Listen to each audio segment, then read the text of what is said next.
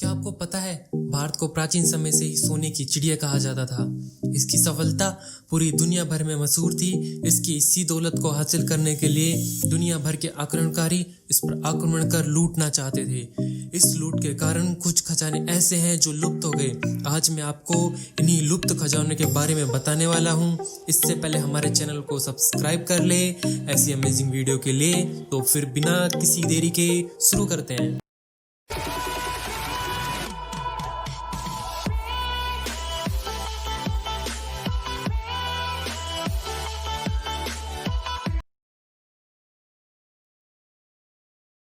(1736) में नादिर शाह ईरान के शासक बने। 1749 में नादिर शाह ने भारत पर आक्रमण किया। उन्होंने 50,000 सैनिकों के साथ दिल्ली पर आक्रमण किया। नादिर शाह के इस आक्रमण में दिल्ली में काफी नरसंहार किया और काफी लूट मचाई।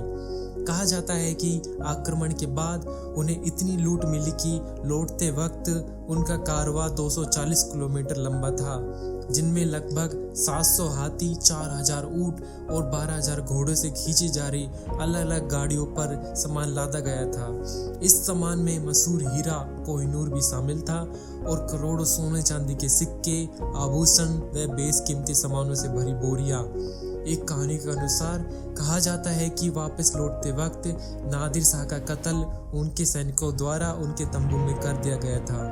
नादिर शाह की मृत्यु के बाद यह सारा खजाना अहमद शाह के कब्जे में चला गया और कुछ समय बाद अहमद शाह की एक रहस्यमयी बीमारी से मृत्यु हो गई।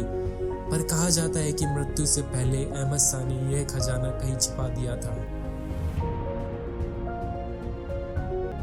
इस खजाने की खोज करने वाले को शायद भारत से बहुत दूर जाना पड़े।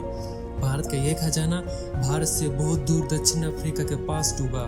ग्रोसवेनर को ईस्ट इंडिया कंपनी का सबसे बड़ा और अमीर जहाज कहा जाता है।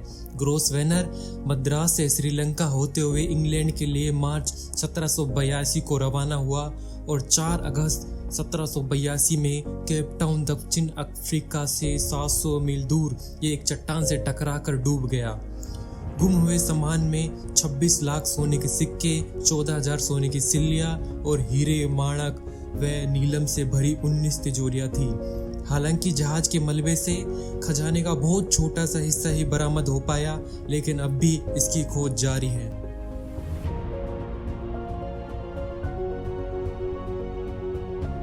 बिहार का एक छोटा सा शहर राजगीर, जो कि नालंदा जिला में स्थित है, कई मायनों में महत्वपूर्ण है। यह शहर प्राचीन समय से मगध की राजधानी था। यहीं पर भगवान बुद्ध ने मगध के सम्राट बिंबिसार को धर्मोपदेश दिए। इसी राजगीर में है सोन भंडार गुफा, जिसके बारे में कहा जाता है कि इसमें बेशुमार खजाना छुपा हुआ है जिसे आज तक कोई खोज नहीं पाया। यह खजाना मौर्य शासक बिंबिसार का बताया जाता है।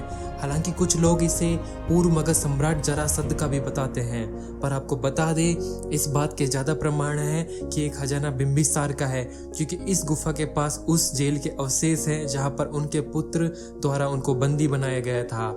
सोन भंडार के प्रवेश पर एक बहुत बड़ा कमरा है जो कि खजाने की रक्षा करने वाले सैनिकों के लिए बनाया गया था। इस कमरे से खजाने को रास्ता जाता है जो एक बड़े पत्थर के दरवाजे से बंद है, जिसे आज तक कोई खोल नहीं पाया। गुफा की दीवार पर संकलिपि में कुछ लिखा है जो आज तक किसी से पढ़ा नहीं गया। कहा जाता है यही वो तरीका है जिससे दरवाजा खोला जा सकता है।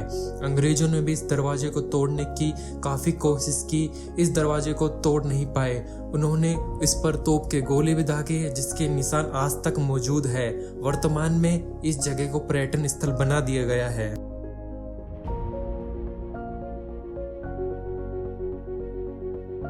हैदराबाद डिस्ट्रिक्ट की तहसील गोलकोंडा 1518 से 1687 तक कुतुबशाही वंश की राजधानी हुआ करती थी।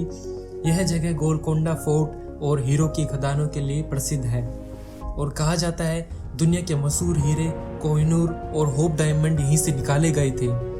गोलकोंडा में आखिरी खुदाई 14वीं शताब्दी में की गई थी। तब तक दुनिया भर के लिए हीरो का एकमात्र स्रोत भारत हुआ करता था।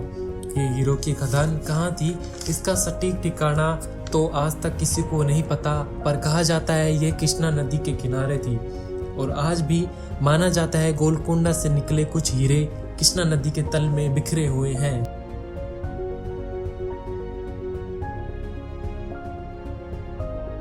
मीर उस्मान अली खान हैदराबाद के आखिरी निजाम थे जिन्होंने 1911 से 1948 तक शासन किया। मीर उस्मान अली इंग्लैंड के बराबर राज्य पर राज करते थे। 2008 में फोर्ब्स मैगजीन ने उन्हें दुनिया का 5वां सबसे अमीर आदमी बताया। वही टाइम्स मैगजीन ने 1937 का सबसे अमीर आदमी बताया।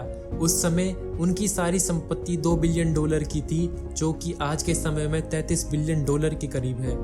उनकी संपत्ति का आकलन इसी बात से लगाया जा सकता है कि वे 5 करोड़ पाउंड के शुतुरमुर्ग के अंडे के जितने बड़े हीरे को पेपर वेट की तरह इस्तेमाल किया करते थे, जबकि उनके महल में 6000 लोग काम किया करते थे और उनमें से 38 लोग बस मोमबत्ती स्टैंड पर जमी धूल को साफ किया करते थे।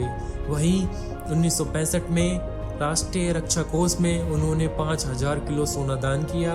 उन्होंने 1948 में हुए बंटवारे के दौरान करीब 1,60,940 पाउंड और 9 शिलिंग को ब्रिटेन के नेटवेस्ट बैंक में जमा कराया, जो कि उसी वक्त से उसी अकाउंट में जमा है और यह रकम बढ़कर 300 करोड़ हो गई है।